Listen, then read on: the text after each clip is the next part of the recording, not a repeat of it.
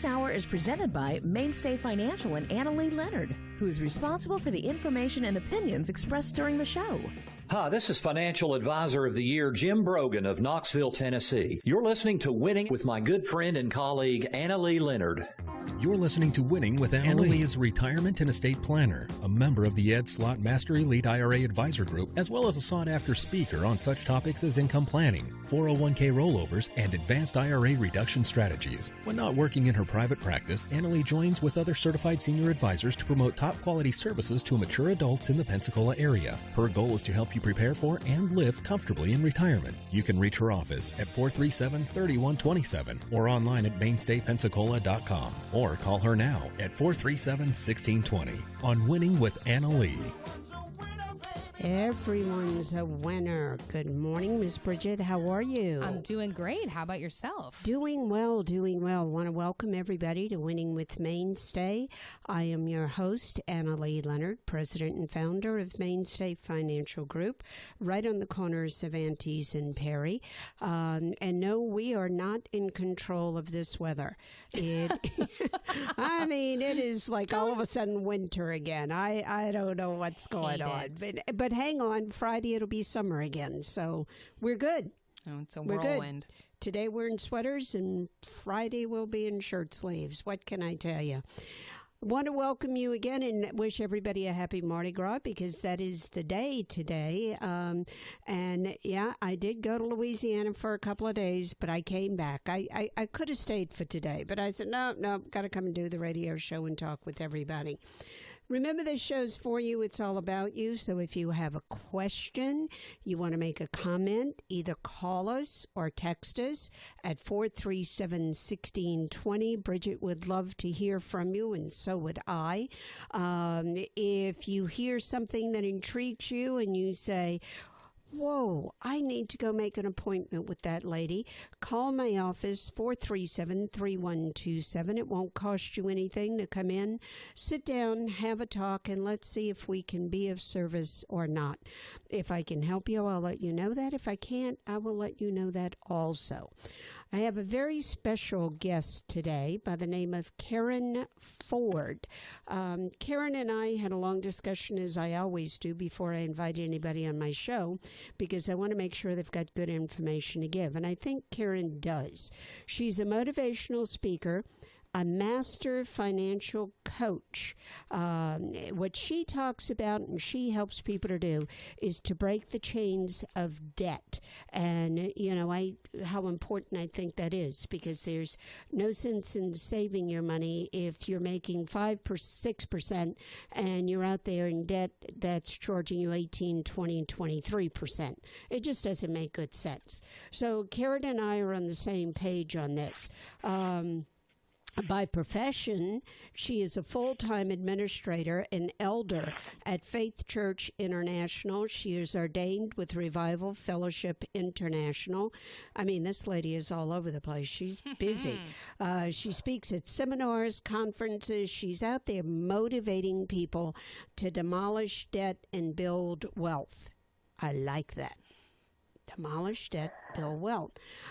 She points people in the direction of debt freedom. She ministers prophetically, and she releases a wealth anointing. I think she is a very interesting lady. She has written 3 books. She's now on book number 4. Actually, we've got the book we're going to kind of hit on today is Money Manners, but she has also written Money Nuggets, Nuggets, just like gold, Money Nuggets, has written 31 Days to a Greater Understanding of Money. I think that's a good idea. And then the latest is Money Manners. She is now working on the 4th that, when we talked, was going to be coming out June 1st. So we'll see what's happening with that one. Miss Karen, welcome to Winning with Annalee. Thank you so much, Annalee. It's such a pleasure to be on the air with you. Well, you know, you are one busy lady. I know I'm busy, but I looked at your schedule and I'm like, geez, I think she's on the go more than I am. That's like unbelievably amazing. Yeah. Oh. So tell me, I mean, nursing is your background, correct? Yes, ma'am. And you're probably wondering how I ended up being a financial coach. You know, and I understand it because my background, I was a teacher. And what do teachers and nurses do? We care about people and we take care of people. And I think you just kind of graduated that to a different level. Am I correct? Yes, ma'am, that is correct. I look at it like this, Anna Lee. As a nurse, I used to help people get healthy physically. Mm-hmm. And now as a master financial coach, I help people get healthy financially. Yeah. So I'm still helping people. It's just in a different, broader way. It's in a different way, yeah. And I tell people that in my office all the time. Look, there are different types of illnesses. You can be physically ill. You can be mentally ill. You can be financially ill. And I think when people think of it that way, they understand, they have a better understanding of, I better take care of myself, because if I don't, I'm wearing myself out. And I think it's a great transition. I'm glad you made it. I think it's wonderful. Thank you so much. Yeah. So let's go through this thing about managing money. And what do you think is the main key to help people manage their money in a greater way, in a more holistic way? Well, one great key that I offer is to budget. And I know sometimes people look at that word budget and they think, oh, no, a 4-letter word. Yeah. They don't like that word budget. But I think sometimes, people view the word budget as a negative connotation because they think that they're going to have to do without. Mm-hmm. And we're not saying that you have to do without. We're not saying that you're going to eat beans and rice or bread and water for the next 30 days. What we're saying is, simply put, Anna Lee, a budget is telling your money what you want it to do instead of wondering where it went. Mm-hmm. And most of the time when I coach people, if they say to me, I don't know what happened to all the money I made this month, or we're getting ready to go into tax time and they get their W-2s and they say, I can't believe I made all that money. I don't know what happened to it. 99.9% of the time, I can almost guarantee you that it's because they don't budget. Because when you budget money, you know exactly where it goes. You know what you're spending on.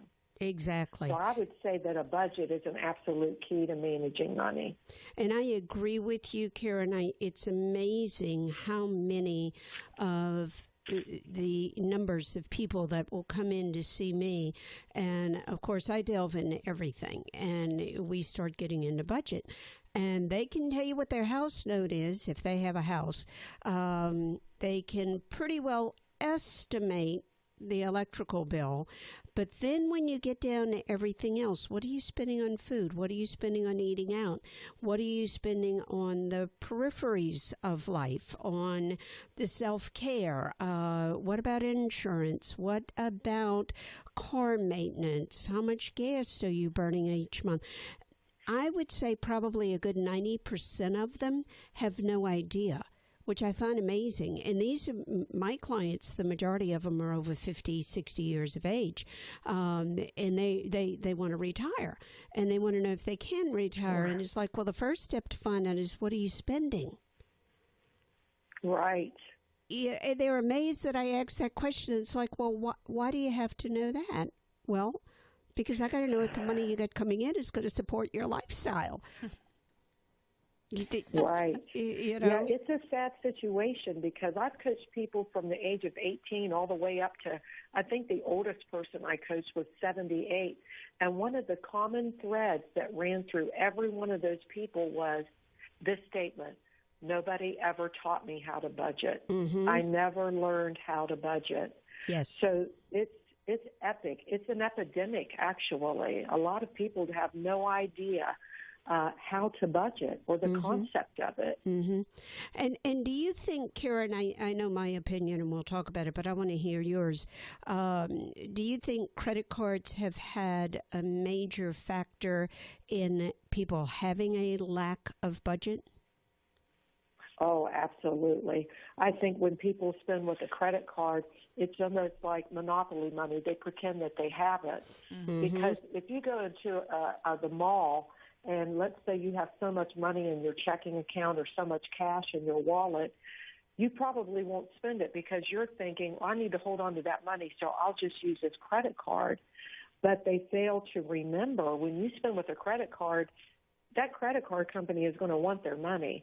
So it's almost like pretend money when people use credit cards. I absolutely feel that credit cards are a bane on society, especially if people don't pay them off each month, which most people don't. Yeah. And you know, and that's exactly my point of view too. It's like it's play money, and you walk in and you charge this, and then you charge that, and then you charge that, and you get the bill, and the bill is several thousands of dollars, and you say, "Whoa, did I spend that much?" Yeah, you did, because people don't keep track of what they're spending, I find, on credit cards. And they can be, I think, they can be a very useful tool, especially if you have a business. You know, I've got three. I've got one that's personal, one for my home, and one for the business. But all of them are paid off at the end of the month. They get me a lot of free miles that, you know, some I can get cash, others I can use for the airlines. And being in business, that's very useful to me. But, you know, I know what I'm spending, and I know I've got the money that I can pay for it. And I think that's where people say, well, I'm going to pay every month. And what do? They pay the minimum. Right. You know, there was a study done several years ago, Annalee, where, and I apologize, I can't tell you who did this study, but there was a study done, and actually what it revealed was when people use a credit card or a debit card instead of cash, they'll spend 47% more. Whoa. They'll spend 47% more money if they use a credit card or debit card as opposed to cash. So when you use cash, you think differently, therefore you spend differently. Yeah, because it's real. I mean, it's in your hand, and now it's got to come out of your hand. Or if you write a check, you've got to subtract that thing immediately so you know what your balance is. And to me, that makes it more... Well, it is. It's realistic. It's like, okay, I've only got this much left. But when you pull out that piece of plastic, it's so tempting. And people get caught up, I think, in too many of these, you sign up for this credit card at this department store. We're going to give you 10% off everything you buy today. Oh, that's a great catch that they do. I cringe when I see these people in the malls. You know, it's like, oh yeah, come on, you get our credit card today, you'll get 15-20% off. Well, that's great, because they're going to be charging you 23% of interest on whatever you buy. And what do people do when they know they have a discount? They buy more. Right. 9 times out of 10, they end up taking that credit card out. And something else that they'll add to that, Annalee, is they'll say, well, you can cancel it when it comes in the mail. Oh, yeah. Yeah. They know that you're not going to cancel it. That's why they say that. Exactly. They know. And I think some people take great pride in opening their wallet, and there's 15, 20 credit cards in there. It's like, you know, I always tell them, I said, listen to me, 2 words, stop it. Yes, that's right. Don't do that anymore. If you're just joining us, I'm talking to Karen Ford today. Karen is a motivational speaker and a master financial coach, and has written several books. So if money budgeting is something you're interested in, learning more about money, you might want to get her book. She's got Money Nuggets, 31 Days to a Greater Understanding of Money, and Money Matters. And working on the 4th book. Is it still going to be coming out June 1st? You know what? I've actually had a lot of people ask me about that. And because there was a little bit of pressure involved, it's actually coming out April the 1st. Okay. Wow. Yes. Wow, you pushed that one up, didn't you? Whoa. This one is actually going to be on real estate investing. On real estate investing, good. Because I think too many people get into that not knowing what they're doing. and lose a lot of money. And, I've got people that'll come in to see me that become what I call property rich and cash poor. Right. Not good. Mm-hmm. Not good. Because they're not managing it maybe as well as what they should. Exactly. Exactly. So, I think we're kind of both on the same idea of have a budget. If you don't have a budget, call my office. We'll send over to you or email us. We'll send you over our budget sheet, and that will help you sit down and start tracking and thinking about what you're actually spending every month. And if you're spending more than you're making, we got a problem. Okay, if you're not spending as much as you're making and you're not saving some money, you still have a problem because you've got to put that money aside for the future. So let's get on the budget. All right, let's go back, Karen, to the people and that's probably the majority of people out there, they're already in debt. So how do we get them out of debt? Well, that's a very good question, Annalee, and I try to make this a very simple approach. If you have debt and you want to get out of debt, I like to use what they call a debt snowball approach, where you list all of your debts from smallest to largest. Mm-hmm.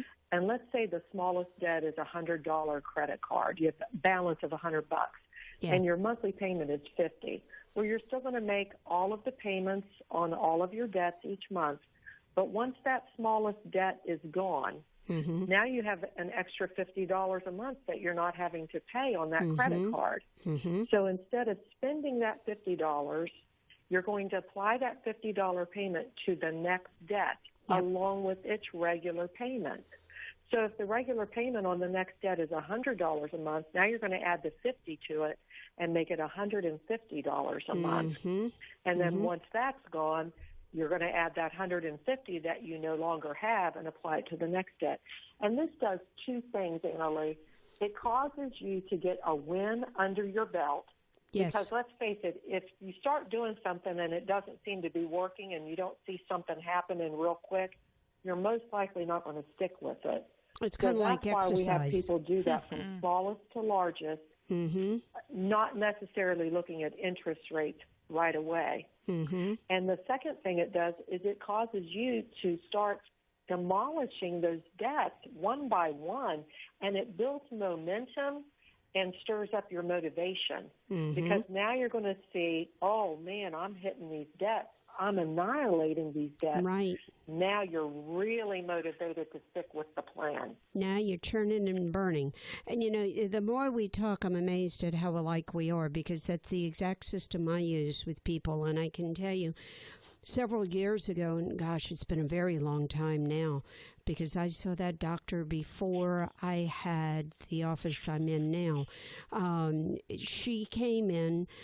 Her husband had passed away. Now, they made good money. She was a doctor. He was big in whatever he was doing. But when he passed away, the debt that was left was horrendous. And the majority of it was credit card debt. And we did the same thing. I sat down and I said, all right, this is how we're going to pay these things off. And it's going to take you years to do it. It's not going to happen overnight. It's going to take you years to do it if you've got the discipline. 3-4 years later, I saw her at a meeting. She came up, hugged me, gave me the biggest kiss, and she said, I am out of debt, thanks to you. And we did the same thing. That's wonderful. We did the same thing. It's achieve the small goals, and I kind of compare it to people like if you want to lose weight, you don't go out and say, I'm going to lose 50 pounds in a month. Be realistic, approach it the right way. It takes time. It doesn't just happen overnight. If you're starting an exercise program, don't think you can go out and lift 200 pounds the first time you walk in. You're going to hurt yourself really bad, and you're never going to want to exercise again. And I think it's the same thing we're saying with the big credit card debt. You go and you say, I'm going to pay off the big one. Well, what happens? It never gets there. Right. they attack the largest one, and it takes so long to get to it and to pay it off. They lose the motivation for it because they don't see that quick win. Exactly. And then I think we have to add another step. So you pay all these off, you're up to the 150, the 200, the 250 a month, whatever the number is that you're using to pay off the debt. And once you got that debt paid off, you should start saving a minimum of half of that money. That's right. Don't just put it in the wallet and say, now I've got all this to spend. No, we've got to look at not just today, but we've got to look at the future, because that's going to be here before you know it. And all of a sudden you're 55 and you're running to my office saying, oh, I think I started late. Yeah, you did. Now, it doesn't mean we still can't save money, but the sooner you start, the more you're going to have. It's just that thing of compound interest, Einstein said it's the eighth wonder of the world, and I believe that, So getting rid of debt, and you called it the snowball effect. I think that's great. I love that. Okay? Thank you. Yeah, I like that. So besides the convenience and the nebulous aspect we look at with credit cards, why else do you think America is so in debt when we're one of the wealthiest countries in the world? Annalee, we're impatient. I have talked with so many young couples, and I'm not blaming it all on young couples because older couples can do the same thing. But a young couple newly married end up purchasing a house that most of the time they can't afford. It's new. They've got 2 car payments. Many times they have a second mortgage on that house. They have 2.3 kids. Not sure how that happened. I know. I've always looked for that 0.3 child. That's right. And they have credit cards maxed out. And what I have found is they're trying to live the lifestyle that their parents presently live, but it took 20 to 30 years for their parents to attain that lifestyle. Right. So we need to really practice patience when it comes to that, because there's certainly nothing wrong with a person wanting to live the lifestyle that their parents are living, but we need to be patient. Right. Because stress, that can create so much stress, and the number one cause of divorce in America today is money. No kidding. It's money fights, and it's just not worth it. Live within our means. I think that's one of the big reasons that there's such great debt, because we're impatient. We're not willing to wait. We want the lifestyle that we see our parents living, and we want that lifestyle right now. We need to practice patience. Well, how many people do you see when the newest phone comes out or the newest technology, which now cost, $1,000, $1,200 for a blasted phone, and people will be standing in line waiting to get that thing when they can't even afford it? Right. It's like, and why do you need that? Yep. Right. And see, there you just said something. Why do we need that? See, we have to designate and determine our wants and our needs. If we already have a phone, do we need that new phone? Right. Probably not. It's a want. Right. We have a car. Maybe it has a lot of miles on it, but it gets us to where we're going. And we get that car itch and go to the car lot. Listen, if you're not ready to buy a car, don't go to the car lot. Right. Because they are going to attack you. So, and most of the time, you're going to drive away in a new car. So if you have a car and you're not having to spend a ton of money every single month on repairs, use the car that you presently have. Wait for that new car. You don't have to have that new phone, that new gadget, that new thing. We have to determine what's our needs and what are our wants. Needs and wants. I like that.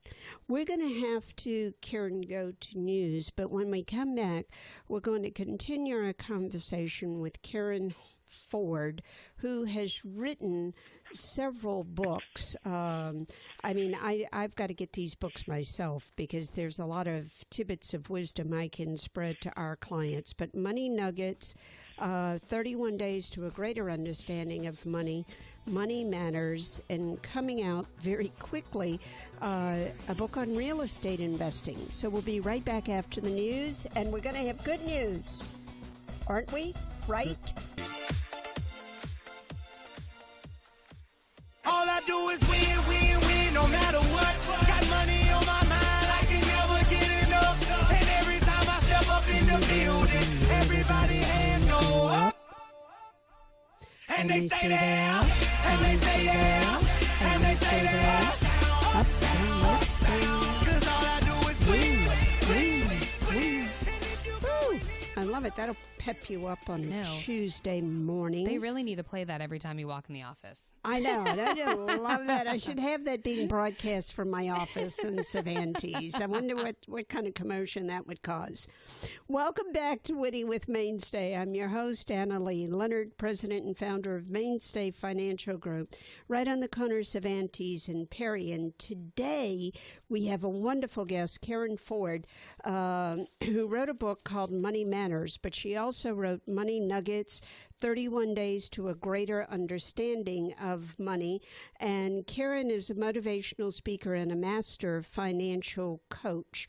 A lot of good wisdom in this lady. And Bridget and I were talking during the break.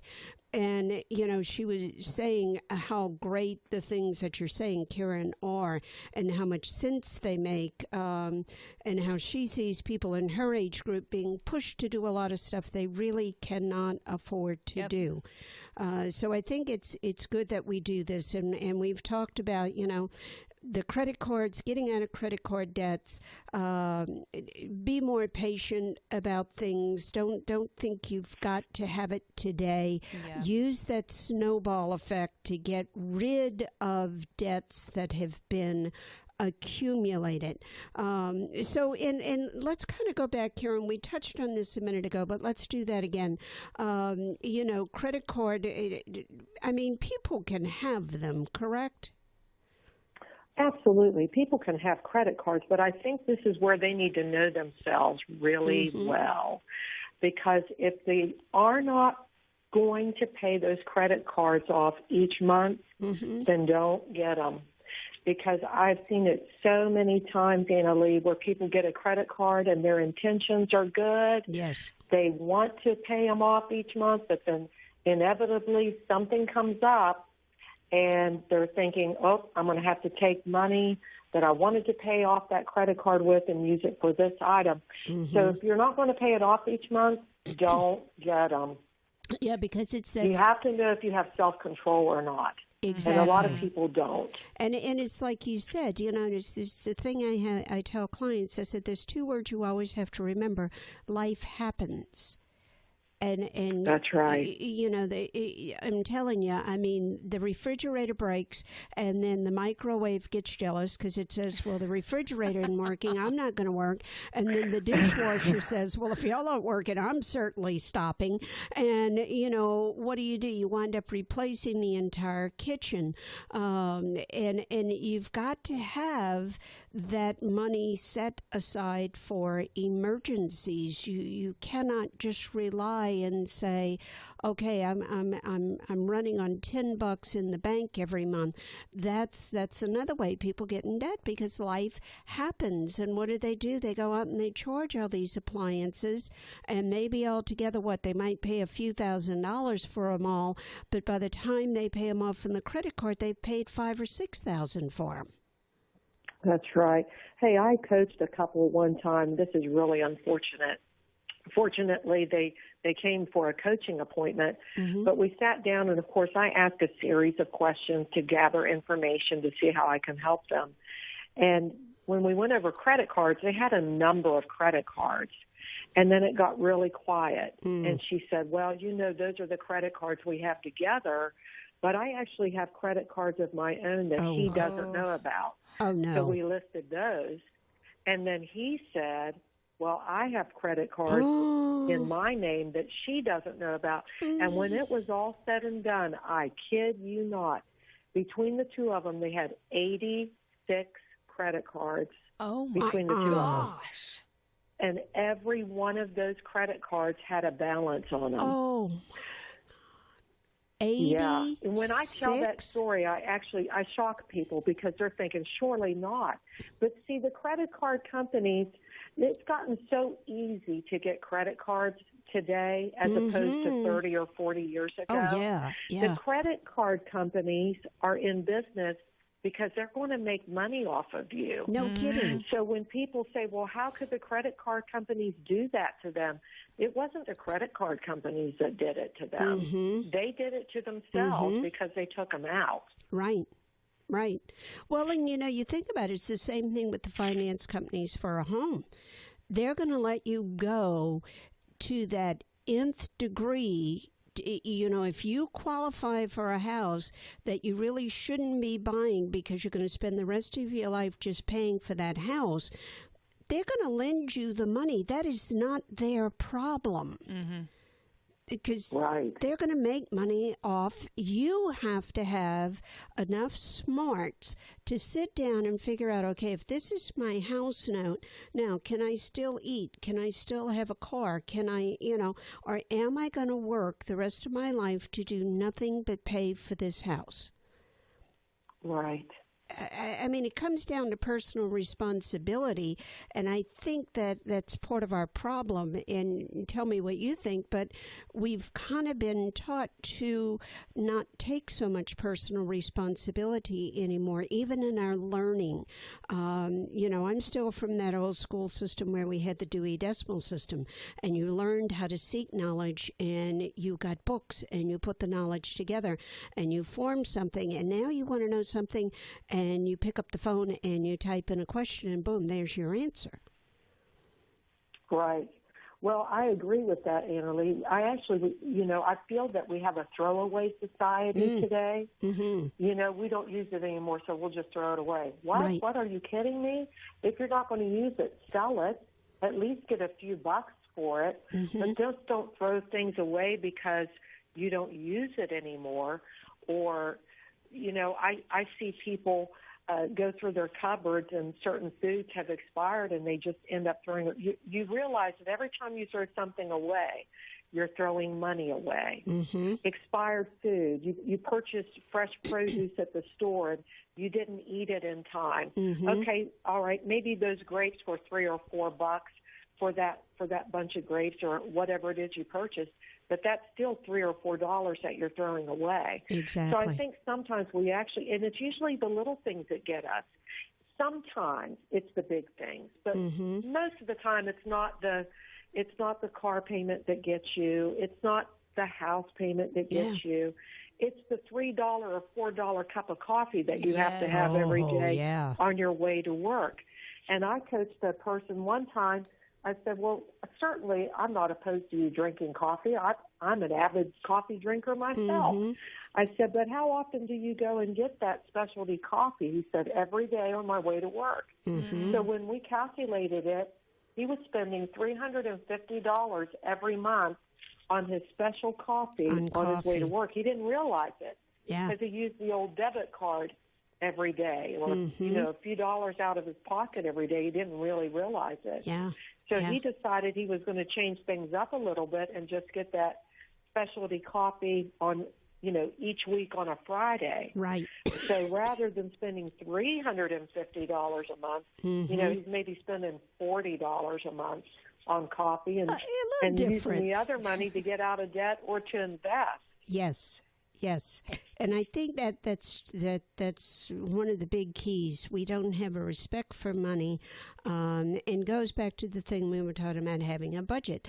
It's if you're going to go to the grocery store, make yourself some type of a list, because if you don't, I guarantee you're going to walk out of that store with 10 to 20 items that you don't need, because you'll look and say, oh, do I have this? I don't know. All right, I'm going to get that. Oh, I think I ran out of this. And you've already got it. how much butter can you have in your refrigerator? I mean, let's be real, Oh, my goodness. But it drives me nuts. But anyway, that's okay. I'm going to try to get my blood pressure down after this show. So let's go back to that couple that wound up with 86, and that number makes me cringe. I know. 86 credit cards. Now, you're a coach. You counsel people. What do you tell young people who are coming in before they walk down the aisle or before they make that commitment of let's live together and assume debts together? Okay, I advise that they don't do that. Okay. And I'll tell you why. I explain this to them. Okay, if you're living together and you're not married, that means you really don't have a commitment. Because if you had a commitment, you'd be married. So why in the world would you put all your money together, all your debts together, everything together financially when we haven't gotten married? Because the true commitment is the marriage. Now, if they're totally bent on putting their finances together, first of all, I advise they don't do that. But if they do, then they need to have some type of written contract.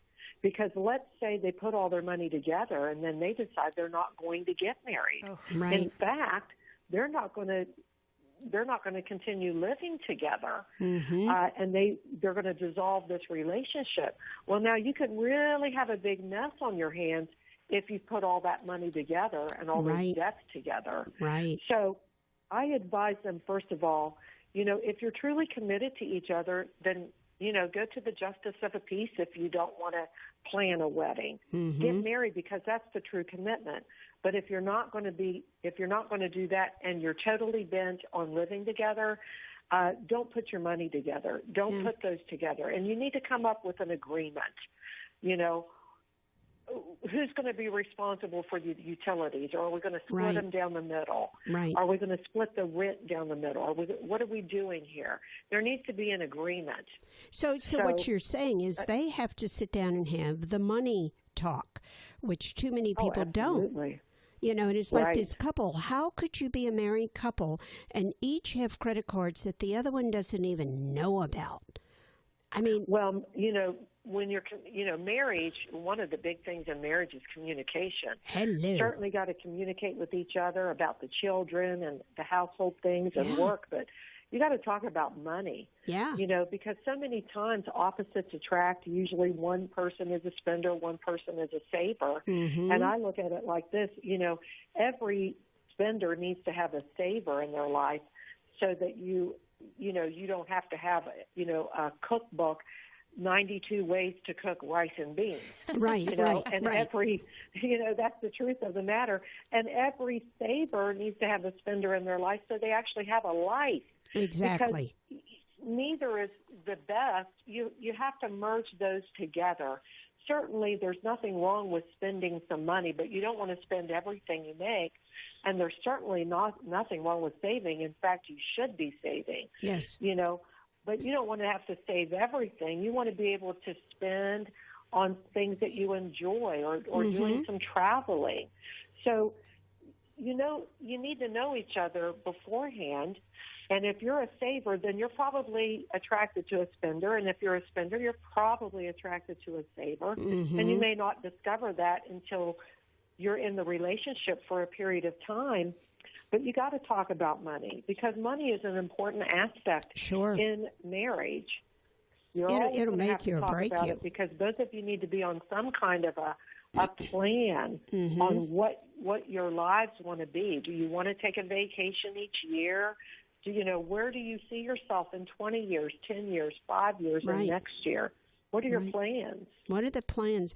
I have a client right now who is going through a divorce. And the amazing thing, when I was sitting and talking to one of them, she had no idea of what he made until they sat in a mediation room. What? Now, wow. Hello. And, I mean, he makes really good money. She had no idea. She has a good job, doesn't make as much money, but when you sat and looked at what they were paying for in the house, she was paying as much as he was to contributing to the household. But if he made that much money, that should have been a percentage-wise thing, not a let's split it down the middle, especially when the spouse doesn't even know what the other one has. Didn't even know how much he had in his 401k. That is, to me, total, complete dishonesty. Because if that's your partner, you should be talking about, this is what we've got. These are our future plans. This is what we could do with this money when we're ready to retire. Or, no, we can't retire at 65. I got to work till 75. Or, wow, look, if we want to, we can go ahead and retire at 62. But no, I don't want to retire. I want to work later. But that to me is, if you're lying about money, I've got to wonder about how many other things you're lying about. There you go. I mean, if you're not going to be honest with that, what else are you not being honest What about? else are you hiding? I totally agree with that. So I would say to everybody, sit down and have that money discussion together, and have it even after you become a couple. Have it frequently. Have it sitting with your financial advisor. Have it sitting when you are together. And this is the other thing I find people will do. Want to go out and buy a huge ticket item and not tell the other. Right. Oh, that would not go well in my house. Nor mine. There needs to be communication. And before any big purchase, that's something else to discuss. Make a decision. My husband and I have what we call our money, but then we also have play money for each of us. Mm-hmm. And each couple, have he money, she money. Right. A certain amount that you all decide how much it's going to be, and it's blow money. Mm-hmm. My husband can spend that money on whatever he wants. I don't have to be in agreement with it, and the same with mine. It's not a lot of money, but it's play money. Right. So you can do with it whatever you want. So if I decide I'm going to buy a new pair of shoes, I bring the new pair of shoes home, and he doesn't say anything. If he comes home and he buys something new, he doesn't say anything. Mm-hmm. So because that's an agreed amount of money that we decided how much it would be each week. Mm-hmm. So, but when it comes to our money, big purchases, those things need discussed. Oh, yes. How much, how much are you going to spend on that? Mm-hmm. So, mm-hmm. Another couple I can tell you about, and I'm sure you're going to be mortified when I tell you this. Let me get ready. I can almost guarantee it. This husband, she was getting ready to buy an ice cream cone, and he got his calculator out, and he pressed some buttons, and he said, if you don't spend that money on that ice cream cone every week, this is how much we could save in a year. So she didn't buy the ice cream cone, and the very next week he spent money on 2 very expensive hunting knives. Ooh. So, you got to have communication, and don't beat down your mate, Don't beat down each other on what they're spending on. Decide what the purchases are going to be. Right. And see, I tell my people the same thing, and I think that solves so many problems. You have your money, my money, and house money. And it's right. The same thing. If you want to go buy the pair of shoes, you go buy it. If you want to go buy the hunting knife out of your money, go buy the hunting knife out of your money. Don't buy it out of our money, because you may not be responsible for what happens with that knife. I mean, you got to talk to each other and yet give each other some freedom in there, but this is ours, and this is what we're working toward. And I think that's part of what I've started to see happening over the years with my clients. Too many of them come in, and it's like my world, your world, instead of our world. And that just leads to catastrophe. That's right. Yeah. Last words of wisdom, my dear. All right, we're getting out of the credit card debt. We're using the snowball effect. We got to have a budget. We got to sit down and talk to each other about our money. Suggestion of the my money, your money, our money, I think is a great idea because I like that when I use that one too, you say. Any other words of wisdom in the last couple of minutes? Absolutely. I want to give the listener some hope. It doesn't matter how much debt you have. If you got into debt, you can get out of debt. Yes. It may take you a little bit of time, and it'll be a process, but I can guarantee you it doesn't matter how much debt you have, you can get out of debt. There's hope. Thank you, my dear.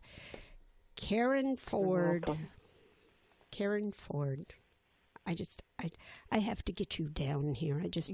I love you already. I know. I'm so inspired. Oh, I just so enjoy that. This has been a pleasure to be on here with you, Anna Lee. I feel like we're family. We are, baby. We ought to get on circuit together and go out and stir these people up. I love it. Karen, thank you so much. We'll probably have you back on, especially after the next book comes out with the real estate investing. I'd like to read that one, and then we'll talk about that also. Thank you so much for being you, for doing what you do, and having the commitment you have and helping all the people that you help. Thank you so much. Thank you so much. My pleasure, Anna Lee. All righty. Okay, let's talk about some things that are coming up this week on the 7th. Medicare Made Easy. Dr. Joan Connell will be at the Coastal Alabama Community College in Gulf Shores from 5:30 to 7:30 talking about Medicare Made Easy. And those of you who have approached Medicare know it is not easy. On the 19th of March, Social Security, take it now or take it later. I'm going to be doing that at Sacred Heart Senior Spirit at the Cancer Center on the 19th from 9:30 to 11, and I'll be at Providence Hospital on the 20th from 10 to 11:30 doing the same presentation. Social Security, take it now or take it later. You can call 416-1620 to be registered. On the 25th, Joan will be doing Medicare Made Easy again at Pensacola State College, the Gulf Breeze campus. You can call 471-4630 to get registered or call my office. We'll help you. On the 28th and the 4th of April, I will be doing my 4-hour class, Financial Survival for Retirement, from 5:30 to 7:30 at Pensacola State Campus, the Gulf Breeze location. I also want to remind you our big event of the year for our ladies is coming up. April the 27th, we will do our E to the power of 3, our day to educate, enlighten, and empower our women of the community. This is a day geared toward educating women over the age of 55. Any woman can come. Just understand the presentation is geared more toward that age group. And this year we're going to be talking about health and personal care. Those of us who are over 55 know that as you get older, lots of things change. Your body changes, believe it or not, your hair, your nails, your skin. How do you take care of those things as you age? So we're going to have a morning of fun, fashion, food. Our guest speaker this year is going to be Dr. Kim Phillips. She is going to talk about Skincare 101, what you need and what you want. She is part of Sacred Heart Hospital, very well known. She's good. I mean, she's got good information to give us. Chico's is going to be there and talking about how we can accessorize, change things around, and make one outfit become 3 or 4. I love that. And of course, we're going to have a brunch this year. Our own Sue Strong will be with us again as our MC. Love that woman. Go out, say please, say thank you, and I guarantee you it's going to make it a wonderful world. It's the only way we can make it better, people. It's up to us. We'll see you next week. Thank you.